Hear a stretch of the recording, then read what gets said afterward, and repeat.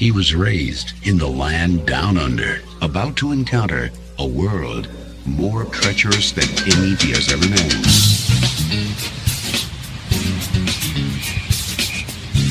Do you come from the land down under? Yeah, sure, kid. No one's gonna save you.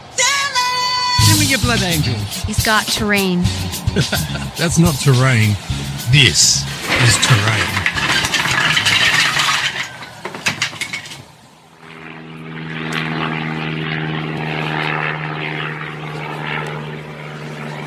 After clearing up that mess and this box being posted halfway across the world, we ended up with these. And I still have a plethora of spare parts to play with. But where did all these parts come from? Saucermen Studios is a local company that may not be on your radar yet. Yeah, may not be on your radar yet.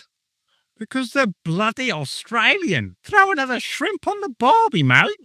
Now, this isn't a paid sponsorship, but every now and then I discover something in the hobby that I just get excited about and that I think you guys and girls will really like.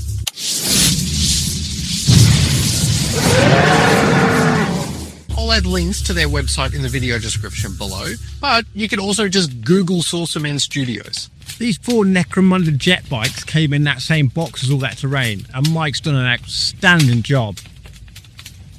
But before I do my part, there's something I need to do. Hello. Badger? Yes. This is my video. Oh, I see. Shut it down.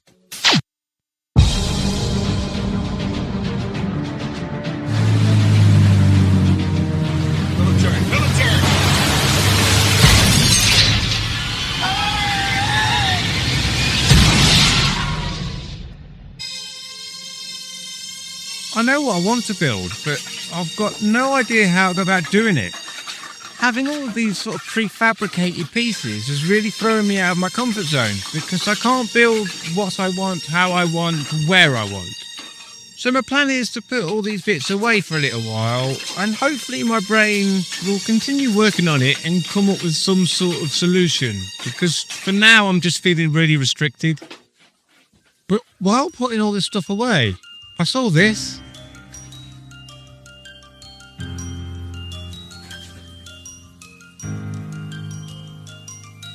I thought the shape was really interesting, but the key thing it reminded me of was these prefabricated buildings are nothing more than parts.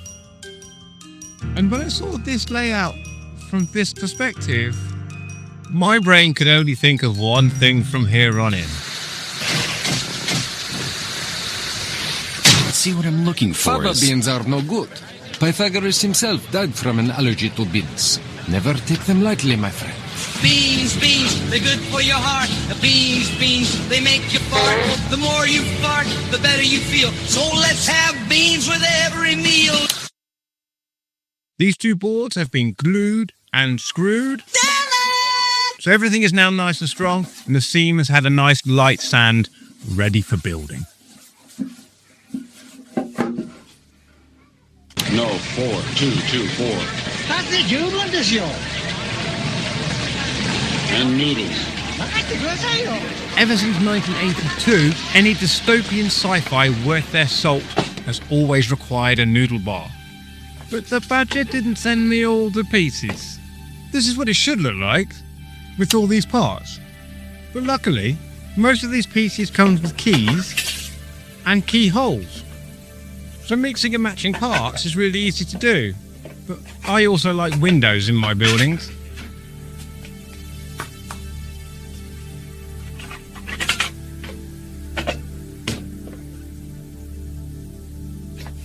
And these little connection parts means you could quite easily build different configurations of different buildings in different ways at different times when your different mood is in different places. And this outstand comes with interchangeable components, a couple of extra risers should you need them, and a very good looking little roof. But remembering that these are nothing more than parts, at least for me, I'm going to use it in a slightly different way.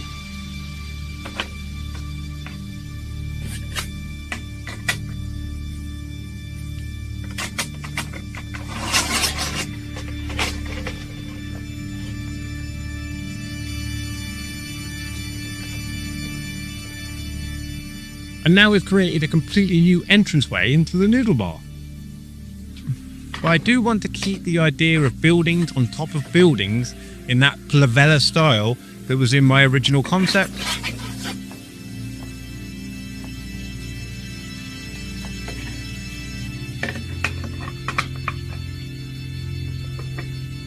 So all of a sudden, this humble little square noodle bar has become a much more dynamic building, fitting to be set in some sort of weird sci-fi space western setting.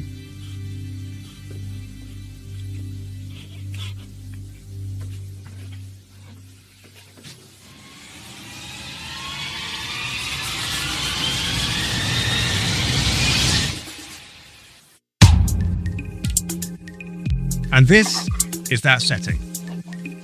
You already know what to do with XPS foam, right? You just cut it out. You either use a knife, you use a hot wire. Then you just stick it to your plank of wood or whatever surface you're working on.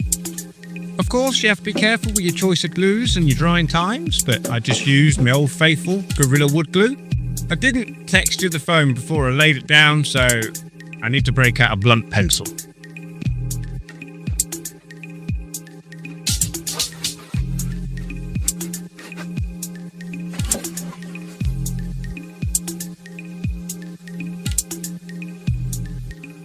I just need to repeat this process everywhere, and then a rock stone is my texturing tool of choice because you can't get anything that looks as much as rock as rock.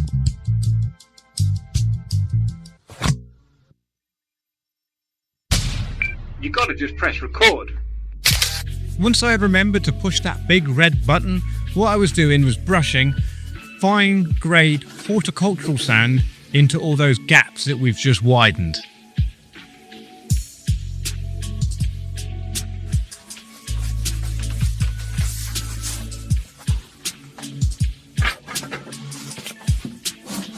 And then using this giant piece of cardboard that I do use as an ideas board, I'm going to use it to protect all the stuff behind my desk as I hit all of this with some sealant.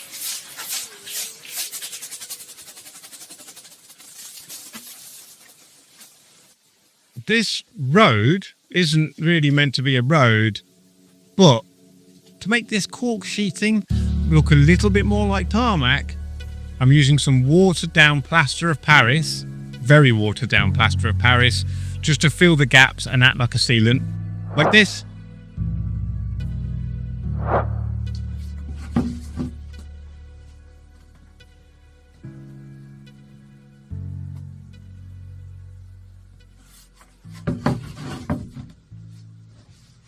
This is what our noodle bar looked like after a little bit of, let's say, parts bashing and super glue. It's mainly all just styrene plastic card and a little bit of corrugated paper. But for what I was trying to do, I discovered one huge flaw with this building. There's no flaw. All the other buildings had flaws. This was my solution. Offcuts from my shipping containers.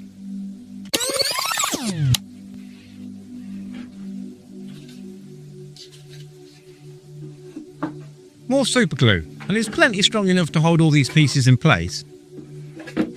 But now I need to switch my attention back to these two little market stalls. I've already tried to make them look like they're one building, but there's a long way to go yet.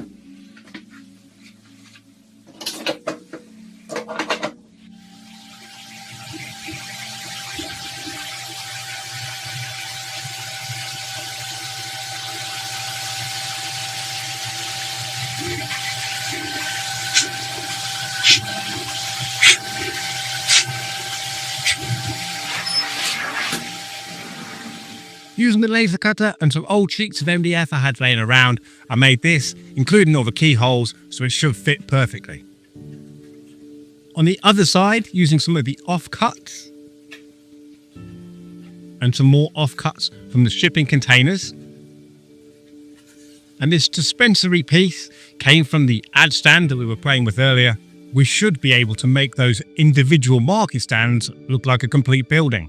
And to finish that look, while the laser was lasering, I added some foam bricks and a bit of filler and helped reinforce the idea that it was its own building.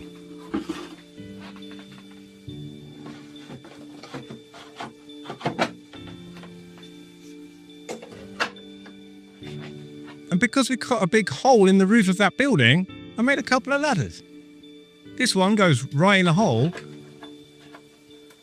And then we can use the first floor as a storage area. And the second one is going to go right here because there's a keypad right here. So at some point, someone's going to need to access it.